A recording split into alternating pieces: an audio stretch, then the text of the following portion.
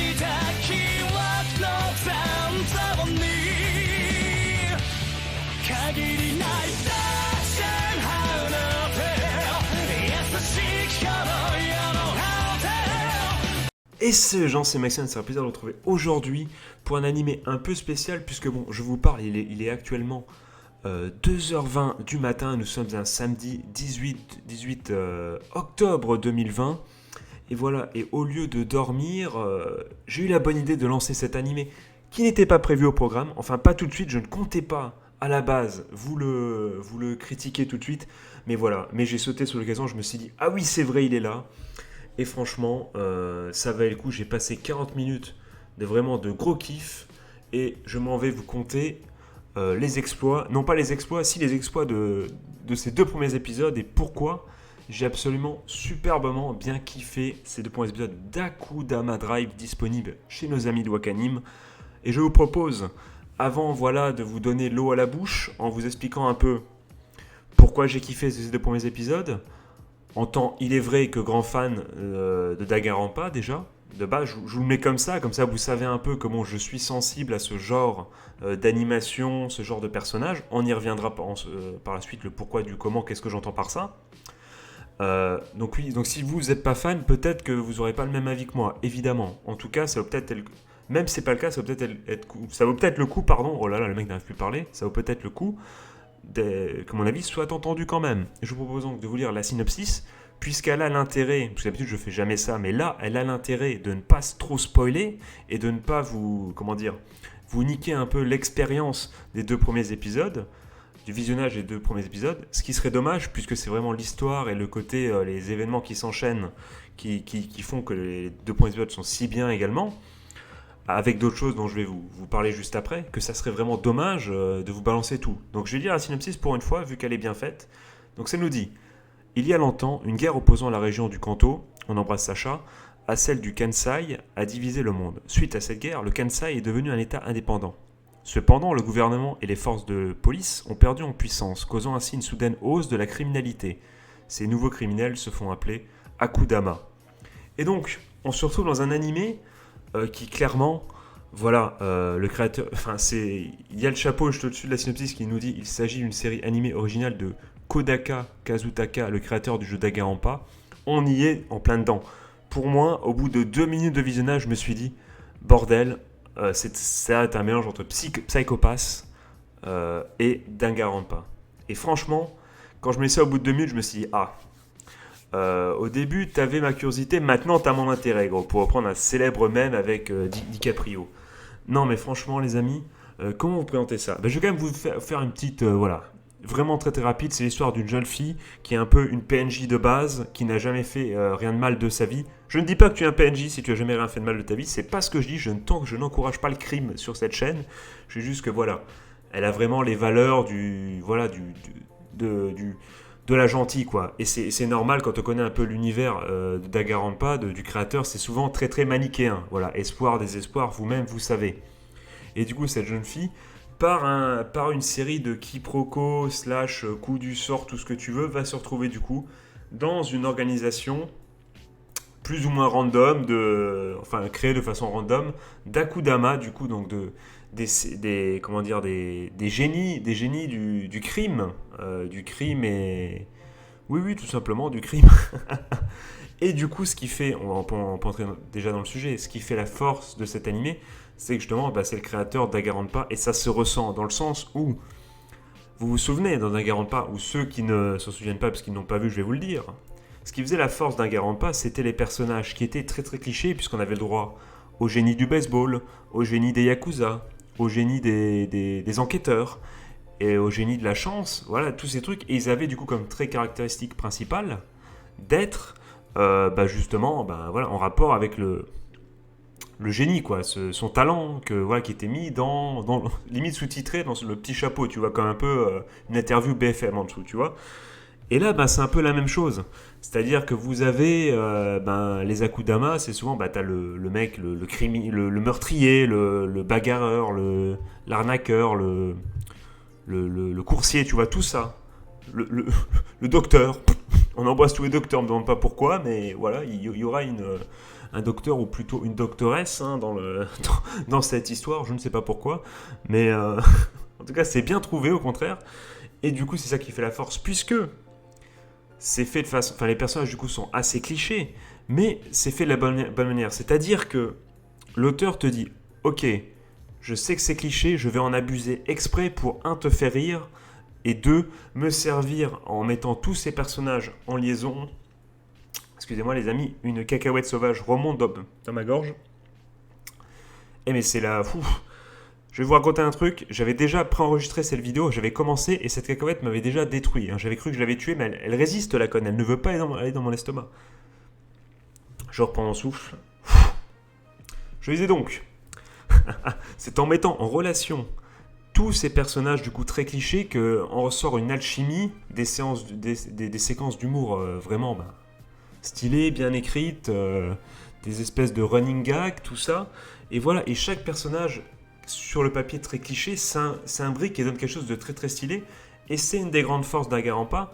En plus d'un univers, vous l'avez compris si vous avez vu le trailer déjà, haut en couleur, vraiment en plus d'un univers cette fois-ci plus futuriste, plus comment dire, plus dystopique aussi, parce que c'est une dystopie.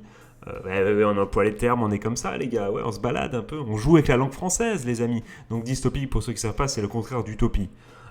Si tu ne sais pas ce que c'est qu'une utopie, Google est ton ami. Voilà, j'ai envie de te dire, tu auras appris du coup une chose aujourd'hui. Mais et du coup deux, parce que si tu ne sais pas ce que c'est qu'une utopie, tu enchaînes par dystopie et là bam, tu sais, voilà, tu peux placer... Voilà, dans les dîners un peu mondains, tu pourras placer dystopie. Voilà, j'embrasse mon ami Suvorov, il sait lui-même pourquoi. Du coup, ça fait des private jokes comme ça. Du coup, qu'est-ce que je voulais dire ?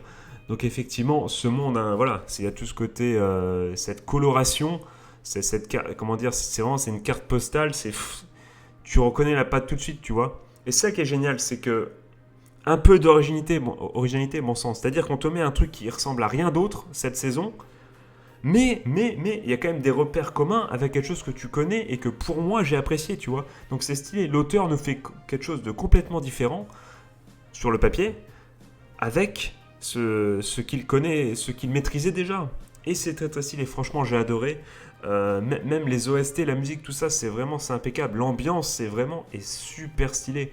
Avec en plus ce côté que moi j'adore, ce côté un peu, je vais dire criminel, ça fait genre je suis vraiment un voyou, mais tu vois ce côté un peu roublard, tu vois, tu suis un peu les aventures sur le papier de mecs qui sont du mauvais côté un peu de la ligne, si tu vois ce que je veux dire, des criminels. Moi je trouve ça très très stylé, surtout quand il y a des running gags entre eux, surtout quand voilà... Franchement, c'est super sympa. En plus, je vous cache pas, il n'y a pas de spoiler rien, mais le mec s'est fait plaisir au niveau des clichés, des persos en couleur. C'est très très vraiment, c'est rigolo. Vous avez peut-être pas éclaté de rire, mais franchement, voilà, vous pouvez pas ne pas sourire. Ça vous fait sourire, ça vous en met aussi plein les yeux, puisque les scènes de combat, car oui, vous prenez Danganronpa du coup et vous lui enlevez un peu le côté énigme. Un peu le côté énigme, en tout cas des premiers jeux, des premières saisons. Je passe la dernière saison parce que bon, c'est plus vraiment l'énigme. Le côté un peu je résous des enquêtes et des meurtres. Vous le changez par le côté un peu underground / combat de rue / tentative, je sais pas, de grand banditisme. Je dis quelque chose au pif exprès, je sais pas moi,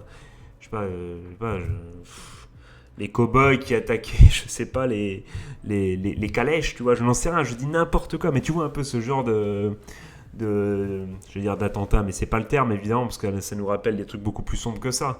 Mais voilà, en plus c'est ça, c'est ce côté, t'as envie de les suivre, tu vois, il y a une espèce de...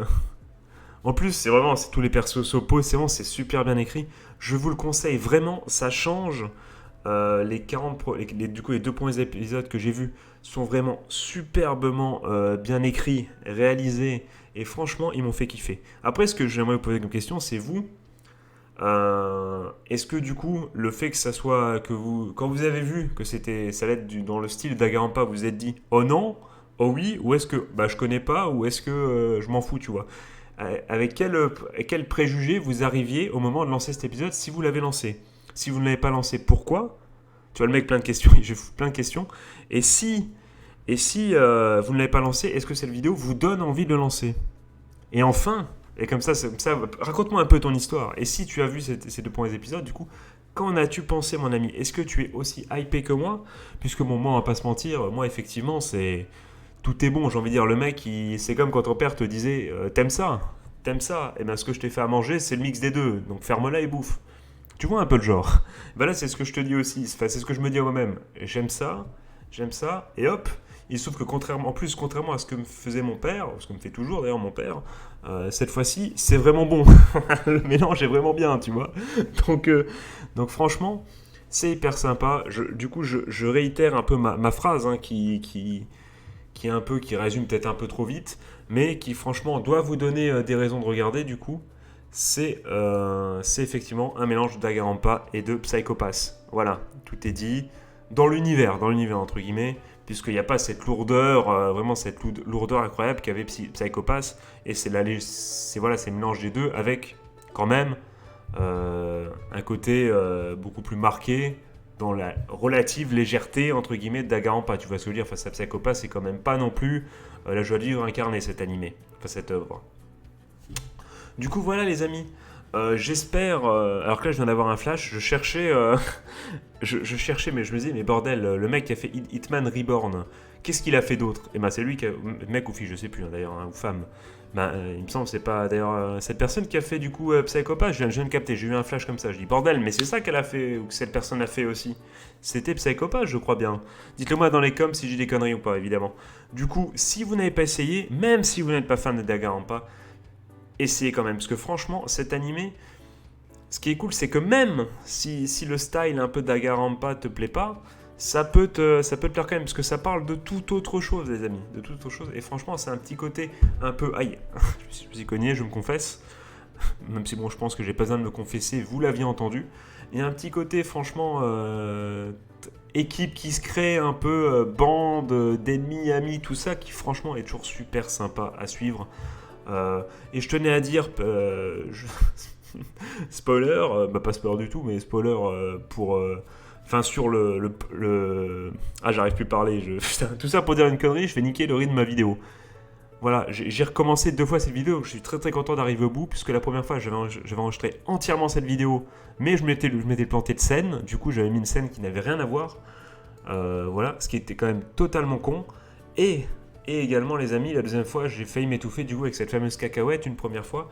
Du coup c'est la deuxième fois que je tourne vraiment cette vidéo, puisque bon évidemment quand t'as une cacahuète qui te fait chier pendant 20 minutes, difficile de tourner, même de reprendre, de recommencer. Là c'est à peu près bon et je suis très content d'arriver au bout les amis. En conclusion donc, allez voir cet animé les gars. Je vous souhaite du coup de passer une bonne journée, une bonne fin de soirée, un joyeux Noël, c'est le jour de Noël, allez regarder cet animé et surtout n'hésitez pas à me dire ce que vous en pensez dans les coms. Moi j'ai surkiffé les amis, j'ai hâte déjà de l'épisode 3, c'est une très très bonne saison les amis, je passe d'une... j'étais pas là la saison dernière, j'ai fait autre chose, mais ça fait quelques saisons que j'étais en mode ouais, il n'y a pas grand chose, et là, il y a même trop de choses pour... je me dis bordel, je vais faire trop de vidéos, ça va vous saouler, je vais vous noyer dans trop de trucs. C'est quand même super sympa d'avoir cette saison est magnifique. Franchement, cette saison est super stylée. Il n'y a que du bon pour l'instant. C'est super, les amis. Allez, je vous fais des gros bisous. C'était Maxian. Ciao, ciao.